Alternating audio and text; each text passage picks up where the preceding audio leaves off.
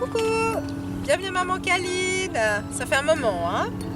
Alors, aujourd'hui, je suis avec Laïsa. Oui, c'est moi. Salut Laïsa. Salut Ariane. Ça fait longtemps qu'on ne s'est pas vu, hein. Très longtemps. On va leur dire combien de temps. Bah oui, depuis 97, donc ça fait 20 ans. On est en 2007. Dis donc. Alors, Laïsa, aujourd'hui, je vais te poser 2-3 questions parce que j'ai trouvé intéressant. On a discuté avant et j'ai trouvé intéressant.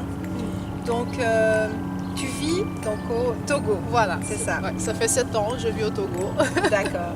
Et tu as 2 enfants? 2 enfants, des jumeaux, un garçon et une fille.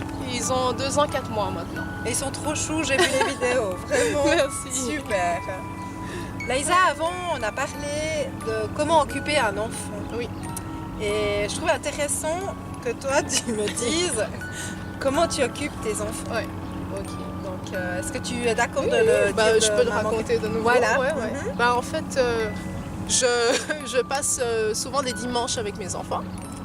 Et j'aime bien faire des activités avec eux, qui soient aussi du jeu, mais ils vont apprendre quelque chose avec les activités. D'accord. Et voilà, un exemple que j'avais donné, c'est il faut préparer le repas et on est dans la cuisine. Et pendant que je suis en train de cuisiner, je leur fais sortir par exemple 1 kilo de haricots. On met ça dans une grande bassine et puis tu donnes plusieurs autres petites bassines, des verres, bouteilles. Et pendant au moins 40 minutes, ils vont s'amuser à remplir, à en mettre par terre. Et c'est super marrant pour eux. Et puis pour nous aussi, c'est sympa de les voir jouer comme ça. D'accord. Et en fin de compte, dans la manière de ce que tu leur donnes à jouer, c'est tout simple. Oui. Et c'est pour ça que je trouvais important qu'on puisse en parler, parce que les enfants, ils n'ont pas besoin de beaucoup. Ils sont dans la simplicité. Oui. Ils vont s'amuser avec un verre, avec une cuillère, ils vont jouer toute la journée comme ça. Et qu'est-ce que tu penses leur apprendre en les laissant justement avec le jeu comme ça, avec les haricots? Ok, déjà ils sont 2, ils jouent les 2 ensemble, donc ils vont apprendre aussi les limites du jeu. Par exemple, si Thomas essaie de prendre les haricots de Maëva, il sait qu'il y aura peut-être des représailles. Mais en même temps, ils se mettent d'accord s'ils vont mettre ensemble dans la grande bassine ou dans la petite. Donc c'est une façon d'apprendre à vivre avec l'autre, à jouer avec l'autre. Ils apprennent aussi, par exemple, tu peux pas mettre beaucoup de haricots dans un petit verre. C'est des choses qui sont logiques pour nous, mais pour eux, ils découvrent. Ils sont dans la découverte. Voilà, c'est vraiment ça. Une autre question, comme tu as des jumeaux, est-ce qu'ils font systématiquement les mêmes jeux? Tu les fais jouer ensemble avec les mêmes jeux? Oui. Ou alors tu fais aussi qu'ils apprennent à jouer séparément avec d'autres jeux? Pas au même moment. Oui. Est-ce que tu fais ça? En fait, au début, c'est plus facile de faire les choses ensemble. Oui. Mais on se rend vite compte que des fois, ils le font séparément. Une chose que j'ai remarqué maintenant, c'est qu'ils jouent côte à côte, mais pas forcément avec des interactions. D'accord. Ça, c'est très intéressant à voir. Ils peuvent être chacun avec son activité. Ils surveillent ce que l'autre fait, mais ils vont pas vraiment discuter pour essayer de faire quelque chose ensemble. Ça, Jeu individuel. Voilà. Ouais. D'accord. Mais j'ai remarqué aussi, ça c'est un truc intéressant, la fille, elle a les initiatives, elle a les idées, elle arrive à convaincre le garçon à réaliser les choses. Comme quoi, vous avez entendu, hein? Donc par exemple, si elle a envie de changer de jouet ou quelque chose, elle va peut-être, aller chercher dans la chambre.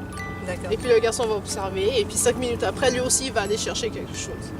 Donc c'est par mimétisme. Par mimétisme. Exactement. Oui. Et toi, on en parlait aussi avant de la culpabilité. Hein. Comment tu sens cette... tu m'as parlé de la culpabilité, donc on était d'accord d'en parler à maman Kaline. Comment toi, qu'est-ce qui te sent? Comment tu te sens coupable?